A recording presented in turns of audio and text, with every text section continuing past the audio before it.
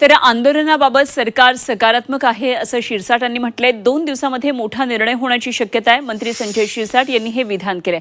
तर धर्मेंद्र प्रधान यांचा राजीनामा घेण्याचा अधिकार हा पंतप्रधानांना असल्याचं शिरसाट यांनी म्हटलंय। सरकार सुद्धा सकारात्मक आहे हे लक्षातही घेतलं पाहिजे। कालच्या ज्या झालेल्या घडामोडी आहेत त्या घडामोडीमध्ये विद्यार्थ्यांवरील गुन्हे मागे घेणे, त्यांना सहकार्य करणे, चर्चेसाठी निमंत्रण देणे, या सगळ्या आता एक एक स्टेप मला वाटतं सरकारने सुद्धा या आंदोलनाला गांभीर्याने घेतलेलंच आहे। म्हणून ह्या 1-2 दिवसामध्ये मोठ्या काही घडामोडी या आंदोलनाबाबत होतील असं आता तरी सध्या दिसतंय। धर्मेंद्र प्रधानचा राजीनामा घ्यावा की न घ्यावा हा पंतप्रधानांचा सर्वस्वी अधिकार आहे, परंतु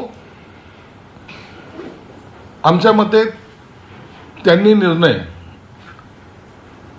का घेतला का घेत नाही यावर चर्चा करणं उचित नाही।